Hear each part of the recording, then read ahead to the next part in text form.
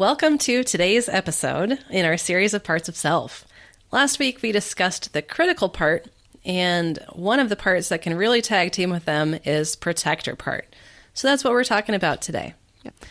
So just some content warning, I touch on suicide, domestic violence and abuse, and how protector parts tag teaming with critical can end up doing some evil things.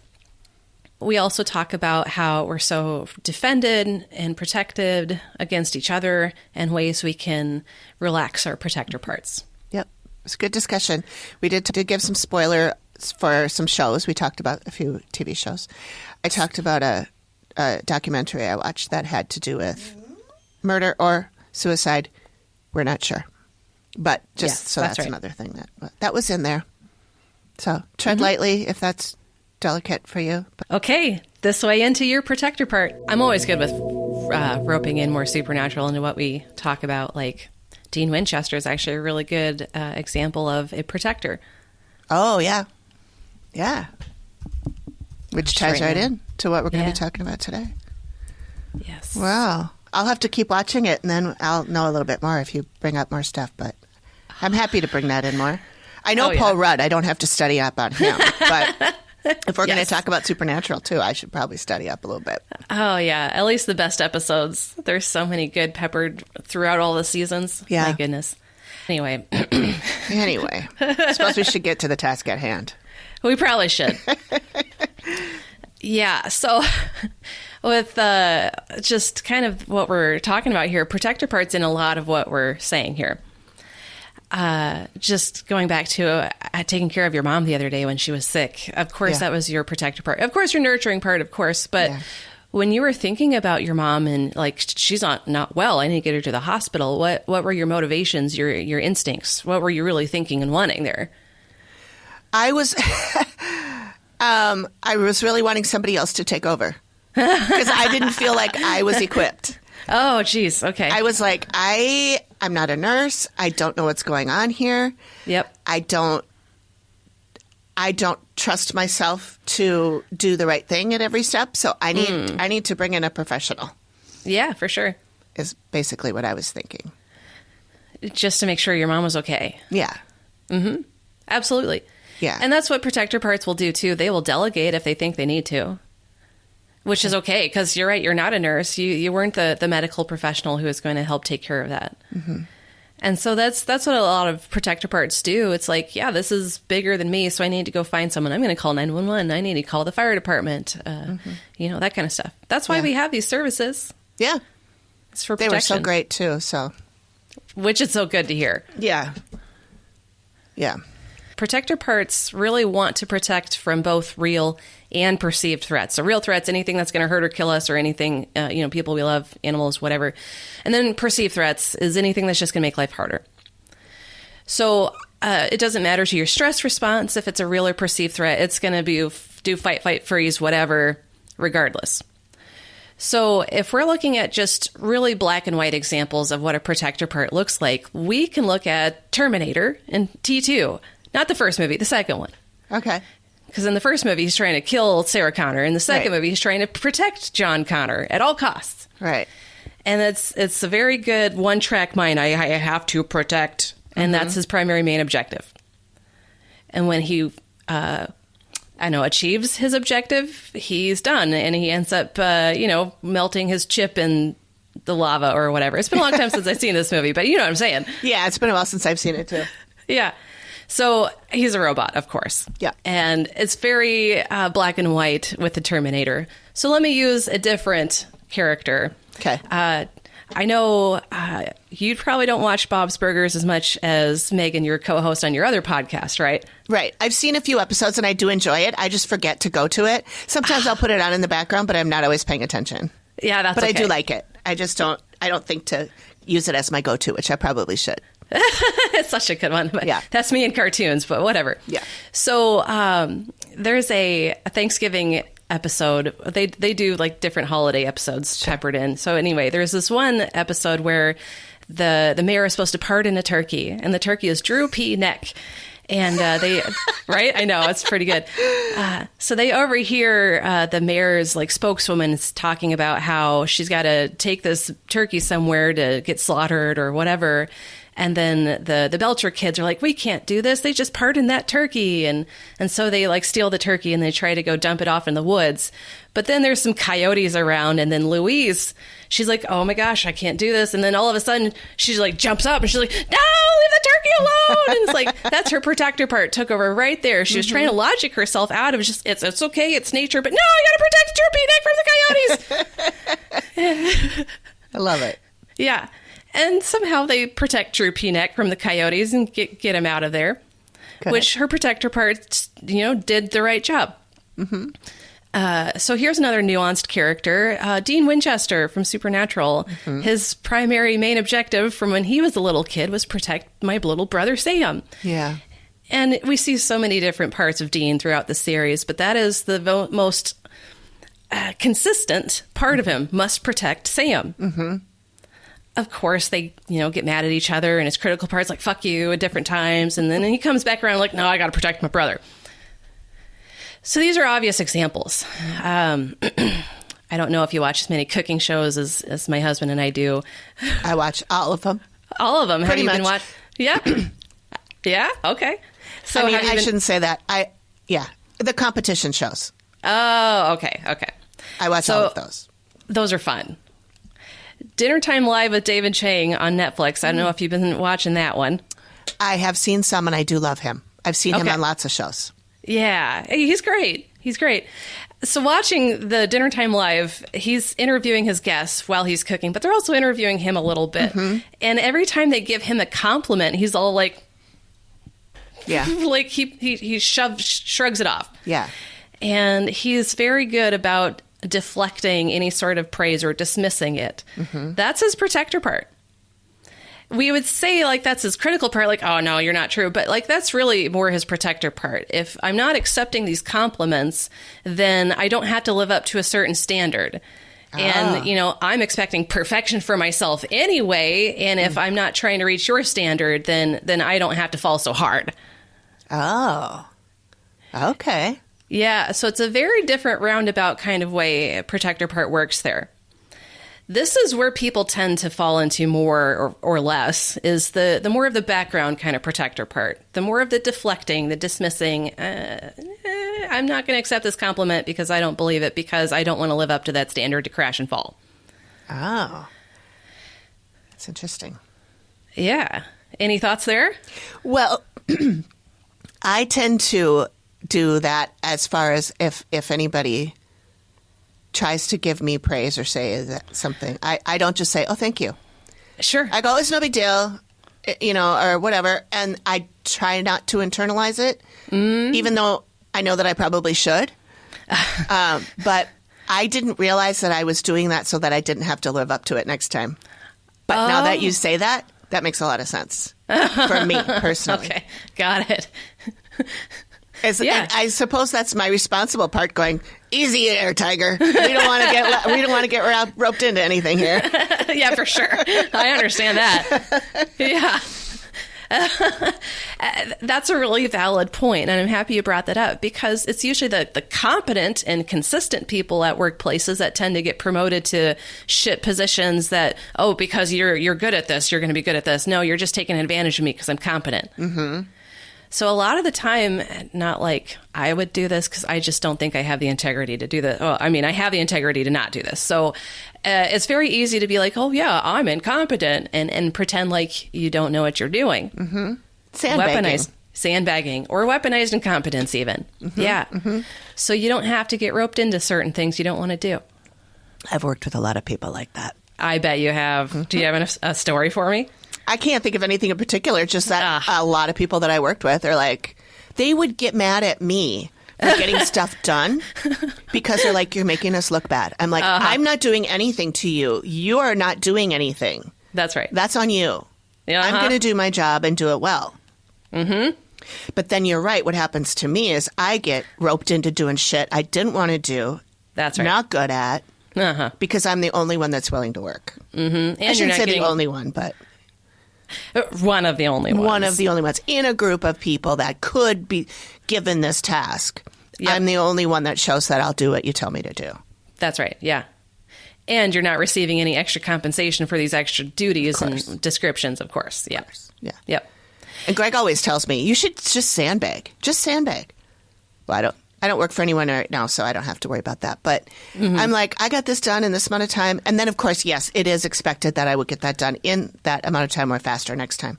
Yep. Anyway, yeah. I have seen all of that happen at work firsthand. Yeah, absolutely. Me too, of course. Yeah. There's people like that everywhere. And I can't necessarily blame them because it's their protector part keeping their, I don't know, their boundaries in a very roundabout, passive way. And a lot of time, protector parts want to be passive. They do, because it's easier. You know, sometimes they will spring into action because they have to. So, in addition to the pop culture references I gave about protector parts, anyone off the top of your head that you can think of that, protector part has been dominant, at least at some point? I was going to say, because we briefly mentioned it before we started recording, X-Files. I feel like Scully maybe tried to protect David Duchovny. What the fuck was this? Mulder. In because she saw him as so fanciful and, magical thinking and all that. And she was like, come on, let's get back down to earth. Yeah. I guess I kind of feel like she did that for him a little. I think physically he did that for her. Oh, yeah. So they were probably doing that for each other. Definitely. Yeah. Yeah, good example. I love that. Oh. You're absolutely right. Ding, ding, I got one. Perfect. So before I keep going with protector part, I have to do a quick recap of critical, because critical works so much with protector part in so many ways we don't even realize at times. So just a quick recap. Our critical parts help determine what's right and what's wrong, our morals, our values, what's good and bad, our wants, our needs, and our likes and our dislikes, along with kid part. In all of this comes our opinions as well from critical part. Our opinions. So offshooting from all of this is our attitudes and ideologies, especially all of the isms. These come from our critical parts. So, racism, sexism, ageism, ableism, all of the isms. There's so many out there. So with these isms come from our critical part, of course, and with these they come perceived threats. That's where the protector part comes in. Critical says these isms or these attitudes, these ideologies are right or wrong, whatever. And then protector swoops in, because if our attitudes and ideologies aren't matched with reality, we have to protect ourselves or something external. Or if someone's challenging our attitudes and ideologies, our protector part sees that as a threat as well. Okay. So just a quick little reminder. Attitudes and ideologies aren't diagnosable. Asshole, racist, sexist, political leanings, etc., aren't diagnosable. These aren't symptoms. These are attitudes. These are ideologies. So you can't kill an idea, which comes from, of course, so many references in the past. I'll just use V for Vendetta because that's off the top of my head. You can't kill an idea. But this is, if we look at, American history with so many different revolutionary histories, so on and so forth, it's all about the idea of what peace, what freedom, all of these things are. And again, these are attitudes and ideologies. So if my idea of freedom is being challenged, my protector part's going to go, woof, we got to deal with this. This is bad. So isms are really insidious because you can't kill an idea. You have to kill the entire population that holds that idea, which is why racism, sexism, all of these things get passed down and passed through so much. I mean, if you kill a person like, Hitler died, he killed himself, but look at Nazism. Yeah. Did it die? No. Nope. Unfortunately. Sure didn't. Yeah. They'd call it something different now, but... Yeah. I was going to make a snarky comment, but let me move on. You can always make it. I can always cut it out. Yeah. I'm going to move on. Let me move on. Let's do it. So, there is also a very fine line between attitudes and ideologies, especially the more fringe ones, and delusions. But I want to take a moment to step on a soapbox. If you are not a licensed mental health professional sanctioned by a state board to diagnose and treat mental health disorders, don't make proclamations about others' mental health statuses or diagnoses because you don't know what the fuck you're talking about. Yep. Okay, I'm off my soapbox. Of course, that comes from my critical part, my protector part, my logical and responsible parts even. Yeah. Like, if you are not a mental health professional, then you don't really know what you're talking about. You might have ideas, just like I might have ideas about dabbling in finances or a stock market. I'm not a CPA. I'm not a financial planner. So I don't know what the fuck I'm talking about there. You know what I'm saying? Yeah. Yeah. So stay in your lane. Stay in your lane, of course. Yeah. I mean, if you want to really be a professional or really train in that, go for it, please. But don't be an armchair quarterback. Anyway. Yeah. So let me dive a little bit deeper into how protector parts deal with attitudes and ideologies being challenged. But I'm going to start this with a quote from The Hateful Eight. I love Quentin Tarantino movies. And The Hateful Eight is such a good one. We watched that again recently. We should really have all of these on DVD or Blu-ray or something like that, but we don't. Whatever. Or when your internet goes down and you can't use your streaming service like last week. That's right. Exactly. Yes. So there's the scene in The Hateful Eight in the first quarter of the movie where they meet Walton Goggins' character. Oh, I love Walton Goggins. He's great. So great. Yeah. So he's playing a Southern soldier, fresh off the Civil War, salty about it, blah, blah, blah. And then he meets up with Kurt Russell's character, Samuel L. Jackson's character, and Jennifer Jason Leigh. Of course, I know these names because I just watched this movie. I looked up the IMDb, all of this stuff, whatever. Mm-hmm. So Walton Goggins' character gets in this little stagecoach that they're in, and he's talking about how of course, he killed a bunch of black people in the war and so on and so forth. And just in case you haven't seen The Hateful Eight, it's very, very, it's so good. But it's on my list for sure. Watch it. But there's so many instances of using the N-word. Of course, it's historically accurate and all of these things. But hard to hear, though.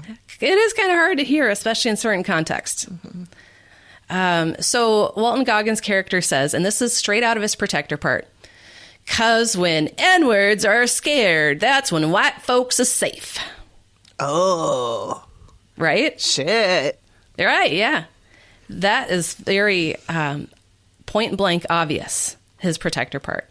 And that, to me, really underscores the entirety of the racist narrative. Yep. Because white folks is not safe unless black folks is scared. Mm-hmm. Right? Just before we move on, any thoughts about that? That's, well, now I really want to see that movie. That's just what we're seeing. It just hit me because it's what we're seeing in the world today. Absolutely. And I can see you're kind of emotional about that. Right. Yeah. Yeah. How much are you noticing your protector part right now? I don't know. What's my protector part doing? Could be very pissed off that this attitude and ideology even exists. Yeah, I'm definitely pissed off about that. Uh-huh. I mean, I know it existed. I know it still does. Yes. But I guess when you're not confronted with it in that term, that strongly. Mm-hmm. Yeah. Every day. At least we're not. They are. Right. That's right. I can imagine that several parts of you are activated by this, which would make sense. Yeah. And I could totally sense your protector part being like, this is fucked up because this attitude and ideology is dangerous to people of color. It is. Yeah. And that's what makes these attitudes and ideologies, these isms, so insidious, because it's not just an attitude and ideology. It is dangerous to other people. Right. Clearly, we're both women. Yeah. If we want to work up in the world and get into, positions of high authority, then that can be dangerous in and of itself, just trying to climb that corporate ladder. Mm-hmm. So sexism is pretty dangerous. And if other people, dudes, women even, non-binary people of whatever, and if they see like, oh, well, you're a woman and you shouldn't be climbing up the ladder, then that gets even more dangerous because their protector part's going to come and be like, I have to stop this. Protector parts see all of these challenges to these attitudes and ideologies as a threat, perceived threat, of course.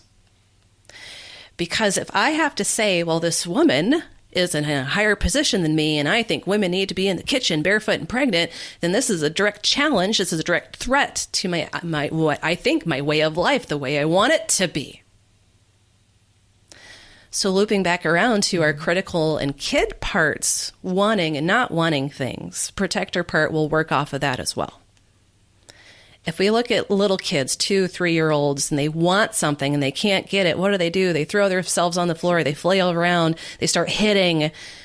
It's their protector part trying to get what they want. It's their critical part also trying to get what they want. Of course, this is on a spectrum, people freaking out or reacting to not getting what they want. I mean, some people can be like, yeah, okay, well, you get what you get and you don't throw a fit. Cool, maybe next time. Mm-hmm. Or, some people have an attitude like, well, I'm going to look at life like a video game. If I go through challenges, I may not want these challenges. And my protector part be like, well, not getting all these things I don't want's a threat. But I'm going to see it as more experience points. I'm just leveling up in life. Mm-hmm. And these are great attitudes to have. And this is on the healthier end of the spectrum. But going back to these attitudes and ideologies and people acting on them, this is where tactics of abuse, power and control stuff come from. So I'm going to just do a deep dive into this really quick. Not really quick, but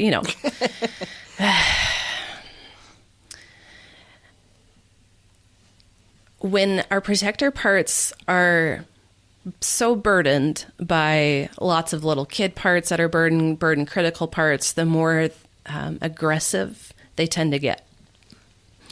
And that's not just physically aggressive, it's relationally aggressive. It's aggressive in society, like with how I'm going to pursue my career or whatever. Just aggressive with, this is what I want and I don't give a fuck about how anyone else feels or thinks about it. So when this happens, this really is protector parts saying the best defense is a good offense.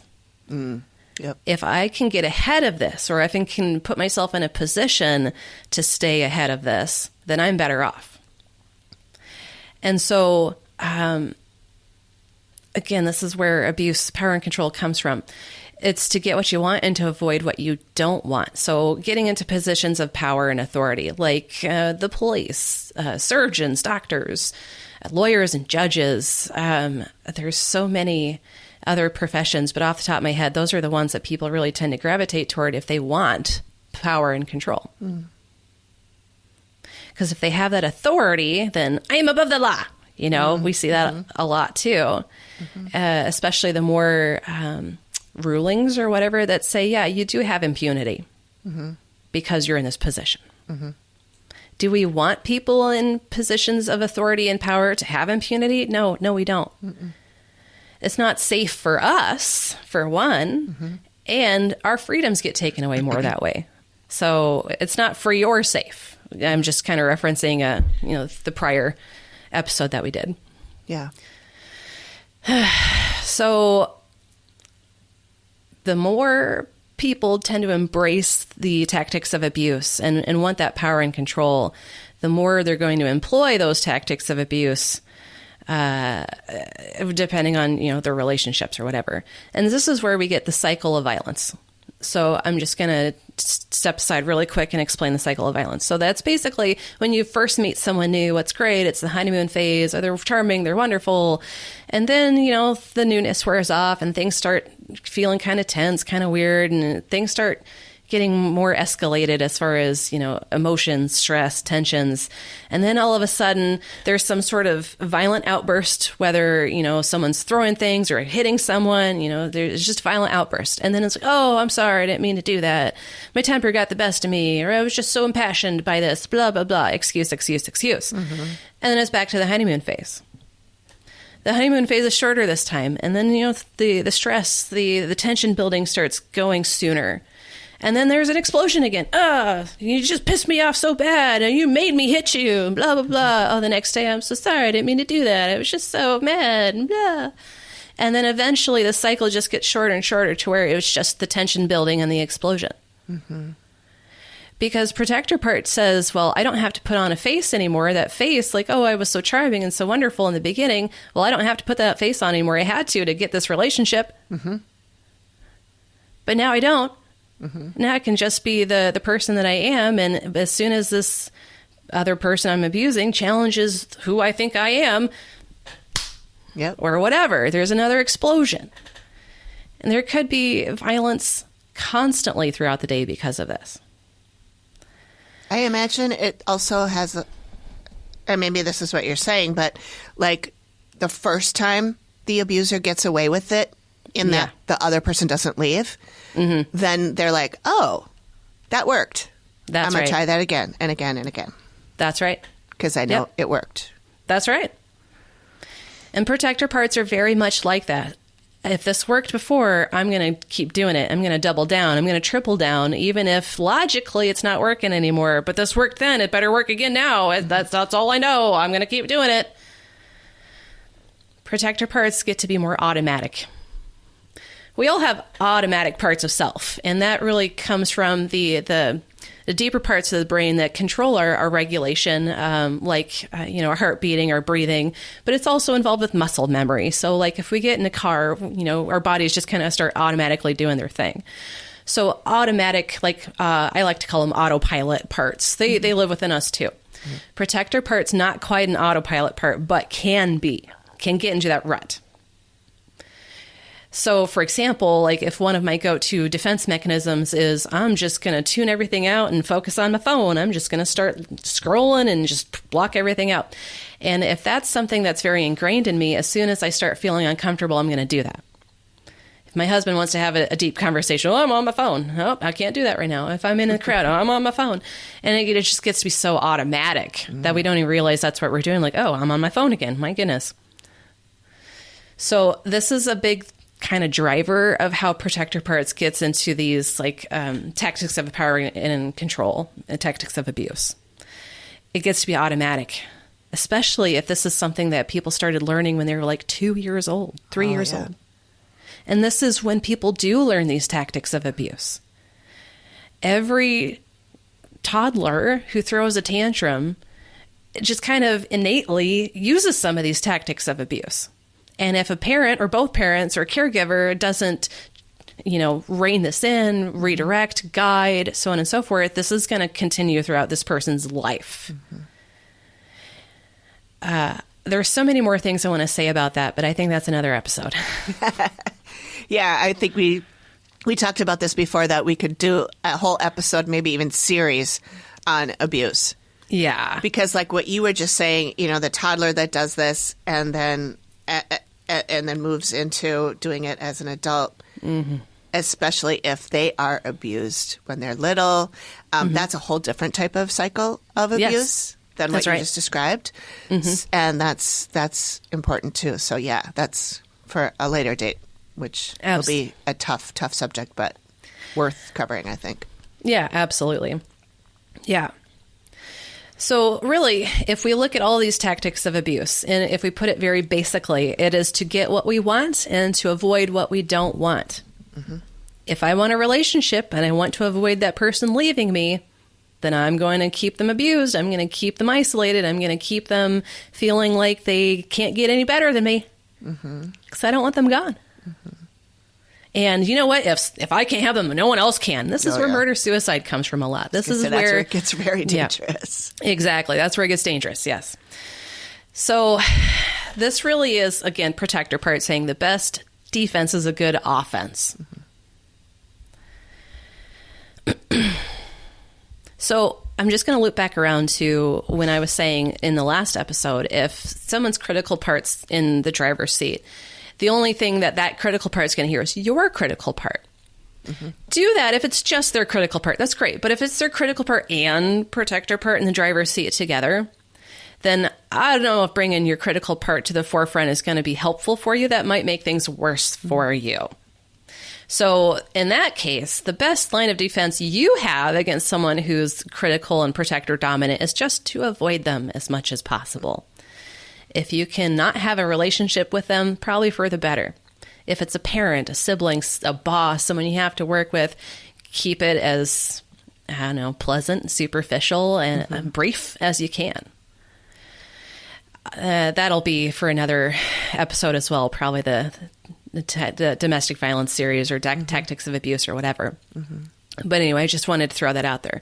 If it's not safe to bring your critical part to the forefront, don't do it. That's my protector part trying to keep you safe. Your protector part's going to be like, maybe you don't want to do this. Listen to your protector part. Mm-hmm. Okay, so I'm going to pull up a little bit. Not going to be as deep here on out the rest of this episode. So another part that protector part ropes in is logical part. I got to back up, though. It's critical part, really, that ropes in protector. Okay. Protector will rope in critical, but it's usually critical roping in protector. Okay. So if protector does rope in a part, it's usually logical. Logical because it helps to create logical defense mechanisms and to justify behaviors, attitudes, ideologies, so on and so forth. Mm-hmm. So logical is there to back up protector. Whereas if it's critical driving the show, protector is there to back up critical. But so if it's a logical defense mechanism, basically saying if this does not make logical sense, then I have to dismiss it or refute it or whatever. And so if I'm working with a client who's got like logical defense mechanisms, then they're like, I understand logically what you're saying, but this doesn't make sense here. And there's a lot of emotion going on over there. And I don't really have time for emotion. I don't want to deal with emotion. You know what I'm saying? Mm-hmm. Because that's logical part's MO. If it's too emotional, it's like, nope, that's not for me. Yeah. I'm out. I'm out, indeed. So that's basically the logical defense mechanism part. It's pretty simple, pretty straightforward.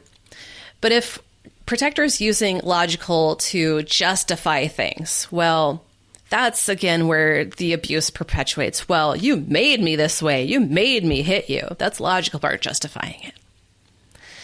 There's other more nuanced things that logical does to justify not just abuse, but like, I was justified in how I was feeling because it was an injustice. Well, yeah, it was an injustice, but maybe you were being a dick about it. Mm-hmm. You know what I'm saying? Maybe there's a better way to handle that. Yeah, that's right. That's right. So instead of logical being like, well, maybe there was a better way to handle it, it's like, no, there wasn't injustice, so this was the right way to do it. Critical part will come in and do that as well. But logical is the one that is usually propped up by protector to do that. Mm-hmm. So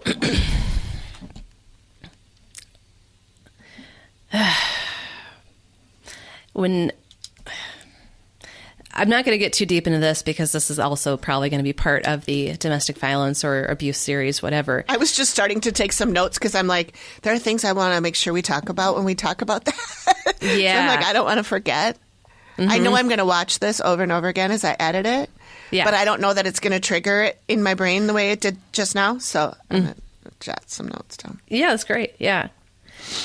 So talking about how protector interacts with these other parts. When protector gets on a roll, nurturing part is not allowed to do their job. Especially when protector and critical parts get on a roll. Critical and nurturing parts are pretty opposite. Mm-hmm. So when protector part really steps to the forefront, there's no time for nurturing. Mm-hmm. Like, say, for example, your kid's playing ball and the ball rolls out in the street. Kid runs out in the street and there's a car coming. You run out, no, get out of the street, blah! And you just like, you shove the kid out of the street and you're like, why were you doing that? And it's like, there's no nurturing there. It's just critical, or not critical, it's protector just reacting. Mm-hmm. There's no time for nurturing there. And then when the kid's safe, oh, baby, I'm so happy you're okay. I didn't mean to shove you. I was just making sure you're not getting hit by a car. Don't play in the street again, please. Mm-hmm. You know what I'm saying? There's no time for nurturing when protector is really at the forefront. But when protector and critical get together, they shove nurturing part way to the back of the bus, even off the bus on a caboose. Yeah. And that's when the abuse really starts getting bad. Because if there's no nurturing part involved, then there's no like, oh, how's this other person doing with this? How am I feeling about treating this person this way?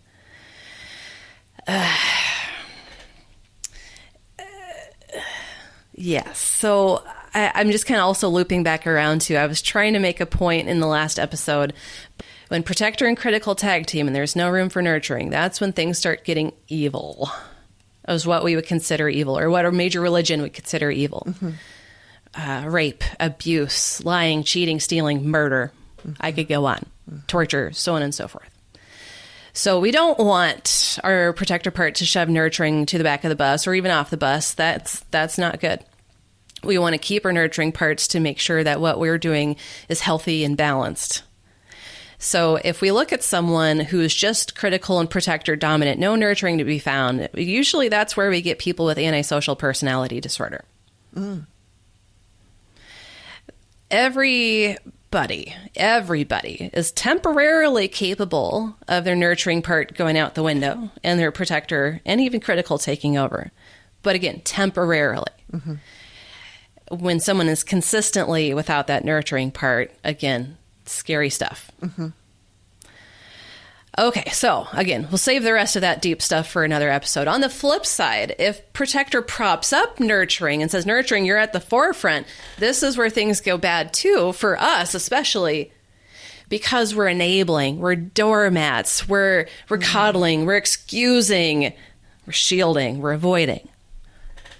And how this looks is basically, if I'm a parent and I have a kid who's a toddler now, and it's like, no, I want it my way, and am I mad at you, mommy, kind of stuff. Well, my nurse, I'm like, oh, sweetheart, it's okay. Let's get you what you want. Oh, it's okay. Don't be mad at me. You can have this.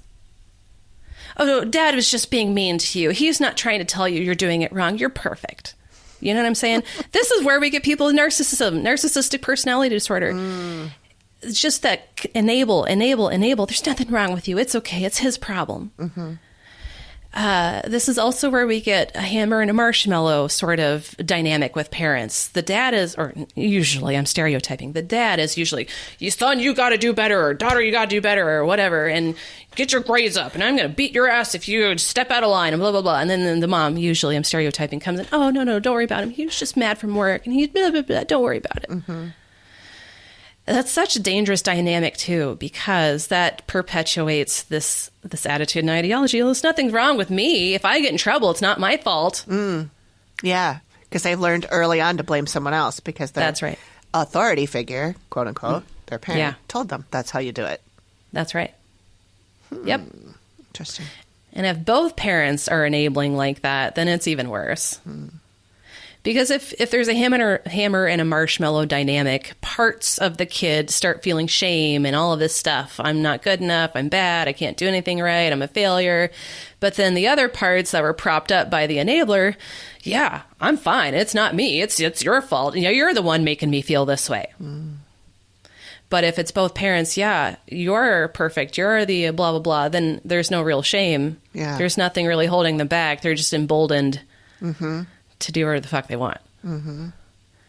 That gets scary too. That's scary for the rest of us who have to deal with that person. That's right. Yep. I don't know how many teachers that you talk with, but I've got a few clients that are teachers right now, and it's usually the same theme of the kids are great except for a handful who won't listen to the instructions. They won't listen to details like, how do you do this, or what do I expect on a grade? And then the parents are just enabling them. Well, why won't you grade my kid's thing? Well, it's not turned in even. Sure it is. Yeah, it is. Blah, blah, blah. And, so there's a lot of tension in schools these days because of this dynamic. Yeah. Have you heard of anything like that? I have. I don't know any teachers currently, people that are currently teaching. But I do know just from like stories I've heard and true crime documentaries and things like that, that there seems to be a much greater then from when I was young, a much greater need for parents to compete against each other with their children. Oh, geez. So like, on the ball field or whatever, you don't play my kid enough. You treat my kid wrong to the coach. You don't let my kid, because I feel like they're, and maybe I'm wrong about this, but it seems to me like it's not just protecting their kid, but it's also protecting their level within the other parents. If my kid's the best one on the field, or if my kid's the one that got the best math score, I get to be all pompous about it. Whereas when I was a kid, our parents didn't even know that we were on a team. Right. Oh, you're a cheerleader? Okay, cool. They didn't care. And now I think now that millennials are parents, it feels like there's a lot more of that now than there used to be. Yeah, I think you're right. Protecting their reputation, how they feel about themselves, living vicariously through their kids. I mean, what else are they protecting from your perspective? Well, I think they're also protecting the child. Okay. Because the child also wants to be the best, probably because they feel like they have to, because that's what's expected from their parent. That's right. So, yeah, I do remember from when I was young, there being parents that were honestly protecting their child, not just doing it for greater gain, but for like really thinking, oh, my child's getting bullied or something like that. That's a totally different thing. Yeah, absolutely. When you're working on your mental health, sometimes the smallest rituals make the biggest difference. That's why we love 3 Spirit, award-winning non-alcoholic elixirs designed by plant scientists and bartenders to help you feel good in every sense. Each blend has its own mood. Social Elixir helps you to connect and feel uplifted. Livener brings energy and focus without the crash. And Nightcap soothes your mind and body into real rest. Instead of numbing out, these drinks help you tune in, whether you need connection, energy, or calm. Head to us.3spiritdrinks.com and use the code THISWAYIN for 15% off your first order. 3 Spirit, crafted for your mind, body, and balance.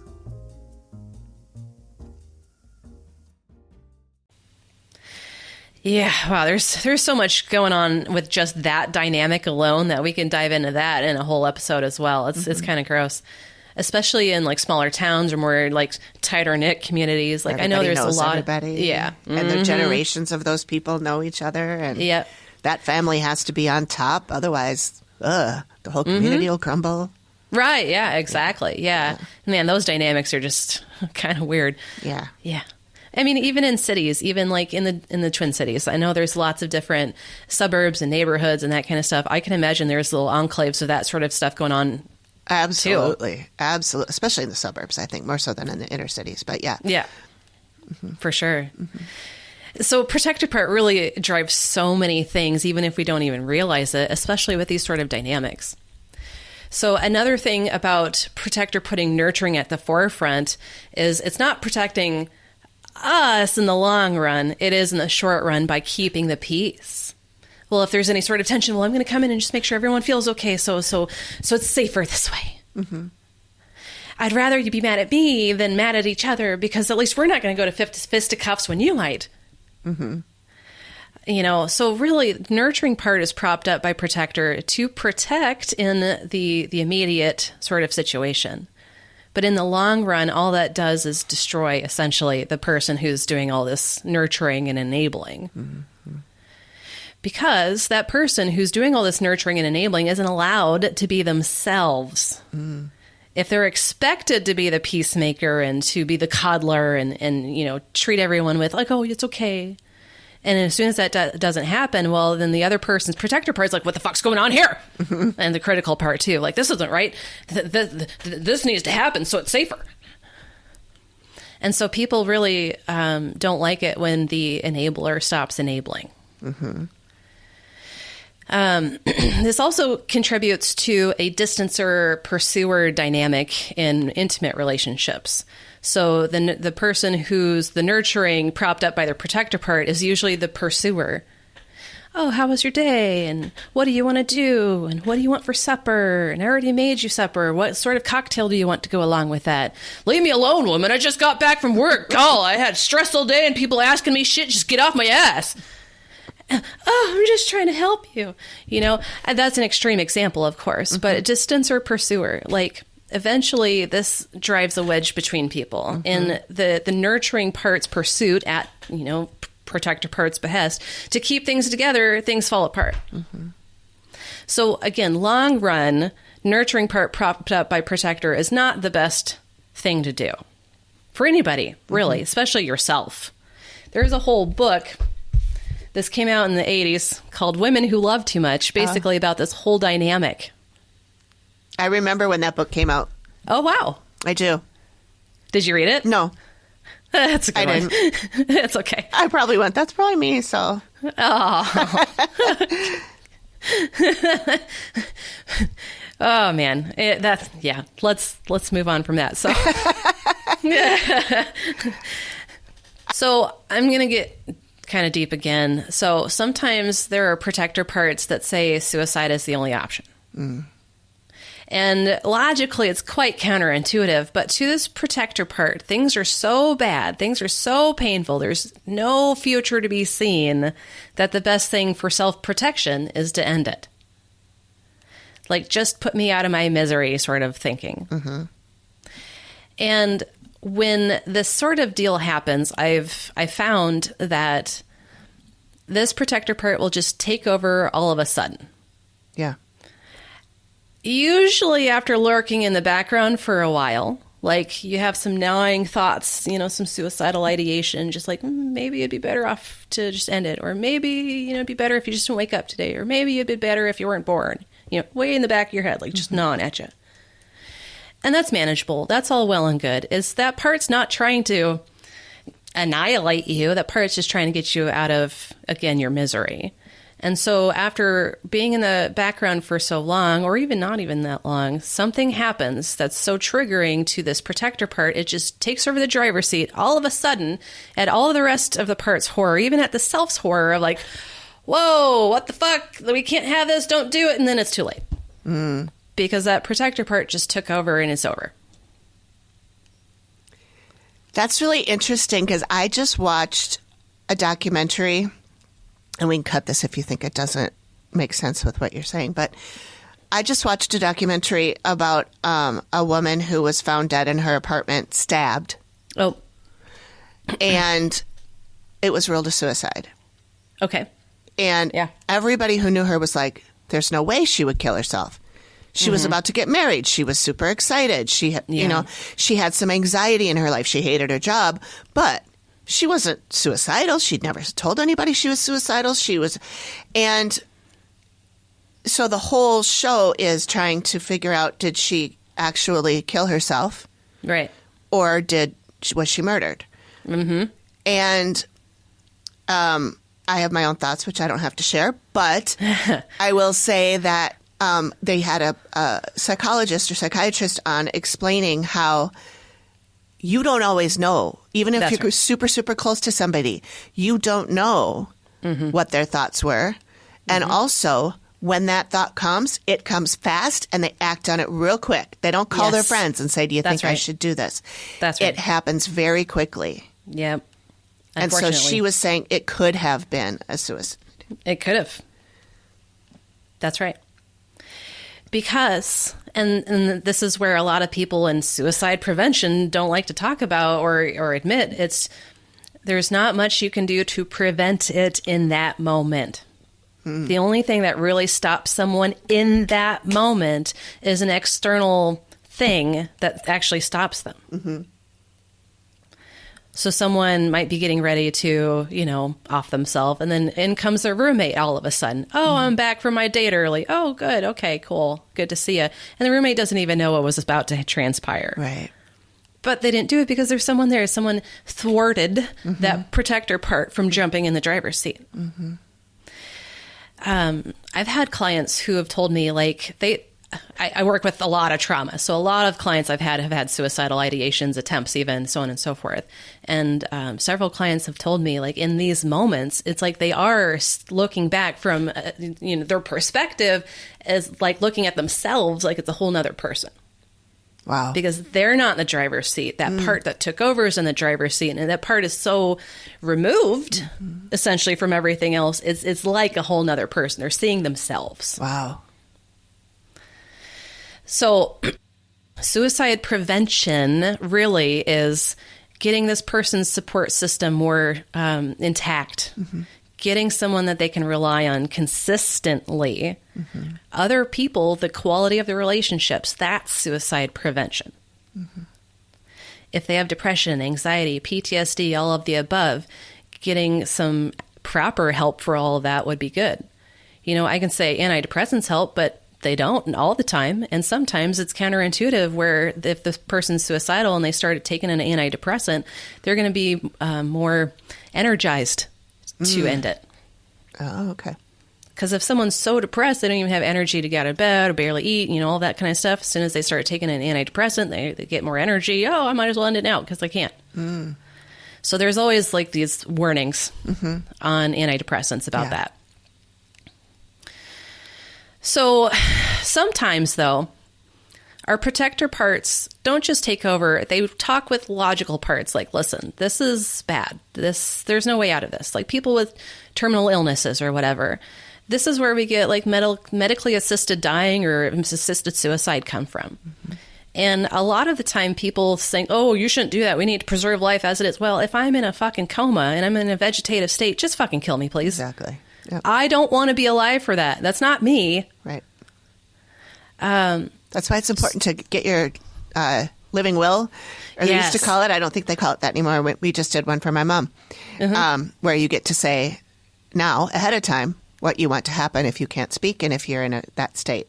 Yes. So that your wishes are made. So just so Absolutely. PSA, do that, people. Get that done. Get an advance directive. Get a psychiatric advance directive done, too, in case you're in a mental health crisis. Yeah, that's a good idea. Yep. And if you get a psychiatric advance directive, put on there no ECTs, no electroconvulsive therapy. They still do that. Don't do it. Isn't that crazy? It is. I'm surprised they don't still shoot the stick through the eyeball like they used to. Yeah.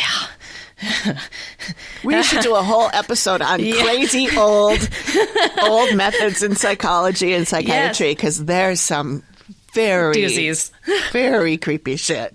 Absolutely, yeah. We could do a whole episode just on lobotomies. Absolutely. Yeah. Oh, and hysterectomies too. Oh, right. Because the women are hysterical. Yeah. That's right. Yeah. Yeah. We'll save that for another episode. We got so many topics to cover. Oh, God. Yeah. Exactly.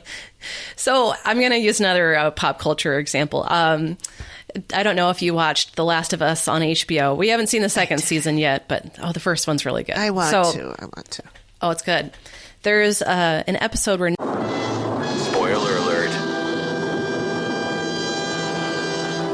Nick Offerman's in it, and there's a couple episodes, but there's one episode where he and the guy who plays his husband, essentially, it's a whole episode of just them and how they meet and all of these things. And then I'm not trying to do a spoiler, but basically the husband has a condition where he's like, I can't keep going on like this, and they basically have a suicide pact. So the husband's like, I can't keep doing this, and then Nick Offerman's character is like, all right, let's go out together. And so that's protector and logical, saying, yeah, my husband's, he can't keep doing this. It's more compassionate to do it this way. Oh, nurturing parts involved too, obviously. Yeah. But I can't live without him. I don't want to do it without him. It'd be better for me to go out with him as well. So this is all protector part really driving the bus there. So at the heart of everything I'm talking about, there's so many examples of every single one of us being in protection mode so often. We are all in protection mode basically all the time. And when we're in protection mode all the time, it really interferes with us having healthy relationships. It disconnects us. But it also adds to us being in unhealthy relationships. It's connecting us in not good ways. Like if we look at like social engagement on social media, well, what gets the clicks and the revenues and the algorithms? It's the rage bait, essentially. And so we're all engaging in these ways that are protector parts and critical parts are all in the driver's seat. I know there's some recent things that really have been driving this in social media, which we don't need to get into, but it's like we're so disconnected. Like I look at social media, I want to connect with my friends on there, but then I see this rage bait bullshit and I'm like, fuck that. I want to just delete my Facebook. This is stupid. Yeah. Of course, that's my Facebook is a cesspool. It is, yeah. So, I mean, of course, that's my critical part. My protector part's like, yeah, maybe we should get off Facebook because this is stupid. It's not helping me. Protecting your mental health by getting off. Yeah. That's right. For sure. Yes. So what we got to do, since we're all in protection mode, especially when things can get so dark with abuse and suicide, and things get even darker because I haven't even talked to you about perpetrator introjects or dark parts of self that attack the self because they're protector parts or attacking the wrong thing. That'll be another episode too. Okay. So because we're so disconnected, we're connected in the wrong ways, what we really got to do is just take a step back. Really bring our logical part to the forefront. We need to reevaluate what is going on with my parts of self and what are all these perceived threats. First of all, because, this stuff on social media, unless it's, a death threat, this does happen, unless it's an actual, real threat, something that's going to hurt or kill you or people that you love, these are all perceived threats, of course. So asking myself, what are these perceived threats? Is this old shit? Is this stuff from when I was like in middle school and I'm not over it? Is it like negative cognitions, like I'm not good enough, I can't amount to anything, I'm not safe even? That's a negative cognition, even though it's based in reality most of the time. Is this an immediate stress or threat that I need to take care of? No, it's really not. Okay. Is this something that can be problem solved? Sure. So a lot of the time when our protector part's in the driver's seat, we have to recognize that and be like, listen, protector, you're doing a great job, but what are we actually protecting against? And this is just really to reevaluate these perceived threats. The benefits of doing this sort of self-reflection, especially letting your logical part lead the self-reflection, there's so many benefits to this. Your relationships are going to get better. You're going to have less stress, more peace. You're going to have better decision-making skills. You're going to have fewer inner conflicts, more inner peace, which is also very good. And then essentially, we're going to work toward thriving rather than surviving. Because that's all protector cares about is surviving. Logical, responsible, critical, nurturing kid. Those are all about thriving. Protector part just wants to survive. Okay. So if I look into my parts of self and I look at my parts, which I do, I see my protector part. She's usually just kind of sitting back, just like looking on the phone or like... Because I don't have that many perceived threats like I used to. I've worked through a lot of negative cognitions, past junk, blah, blah, blah. And so each time you knock out a negative cognition, each time you deal with something from the past, your protector part's going to be able to relax more and more. Nice. Yeah. Which means you are relaxed more and more. Yeah. So if there is actually something we need to protect against, like there are some unhealthy people out there, we have unhealthy relationships, our protector part does need to act. But if we don't have all these internal things that we have to deal with anymore, then we can really say, well, let me set a boundary. Okay, Felicia, you don't get to talk to me like that. Please treat me with respect and we'll be good. If you keep treating me with disrespect, calling me names, whatever, we're not going to be talking anymore. We're not going to be friends anymore. That's what protector parts really should be doing, is this very assertive, listen, you don't get to treat me like that kind of stuff with other people. And then protector parts for ourselves, like, well, going over there is going to be dangerous because it's, I don't know, a biker gang bar. You don't want to go to a biker gang bar. I don't know. I was just throwing it out there. So protector parts will also do a lot of self boundaries, like what I'm willing or not willing to do. For example, my husband's not willing to do skydiving or bungee jumping or anything like that, whereas I am. Neither am I. Chris and I can sit and watch you. I love it. Yes. And we'll be wringing our hands. Exactly. I wish I wanted to do that because it seems like it would be quite a thrill, but I am too scared of something going wrong. Oh, I get it. There's no way I could have fun. Yeah. And that's your protector part. Exactly. Yep. My protector part is going to check, make sure all these connections are good. This looks sturdy. This feels sturdy. Okay, I'm good to go. I trust a professional. As long as it looks and feels okay. I am going to check that out. That's my protector part, of course. But there's no real or perceived threat there other than in case something goes horrifically wrong, of course. And my logical part says, well, what's the likelihood of that? Pretty low. You're fine. Go have fun. And my kid part's like, yeah! Of course, I'm getting old. My body can't handle it like it used to. Like, I can't do roller coasters anymore, unfortunately. But the last time I did a roller coaster, it was not great. Yeah. I can't spin around and, have that quick movement in my head anymore.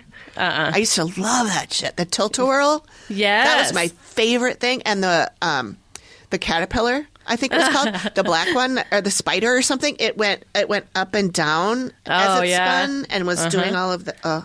I love that. Last time I went on there, I'm like, oh, dear. Yes. My brain was scrambled for a while. Honestly, I'm feeling a little nauseous just thinking about that. That's where my body goes. No, it's okay. That's where my body goes. Yeah. So anyway, my protector part's like, I know you love this shit, but your body can't handle it. If you want to puke, go for it. But if you don't. So again, all of these things, really, our protector part doesn't want to be so engaged. Our protector part wants to be able to sit back and relax and let the rest of the parts take care of it. Yeah. Protector part, of course, will jump in when it's needed, but protector part doesn't want to jump in for everything because you think it's needed. Chill out. Chilling out means, again, working on these past issues, the past traumas, the burdened parts of self, especially kid parts, the negative cognition, so on and so forth. Working on these internal things is really going to help your protector part and your external things. Life is simpler, life is easier most of the time when you don't have so much inner turmoil and whatnot. Protector part invariably does not want to work so hard, but feels like they have to. So, if I am going to wrap up with anything, is give your protector part a break. Do some self-care. Take a bath. Read a good book. Watch a funny movie. Spend some time with friends. Reconnect. Reconnect with yourself. Give your protector part a break. It will thank you. I love that. This Way In is a conversation about mental health and everyday well-being, but it is not therapy. Listening to this podcast does not create a therapist-client relationship, and the information we share is for educational and entertainment purposes only. If you are feeling overwhelmed or struggling with your mental health, please reach out to a qualified professional in your area.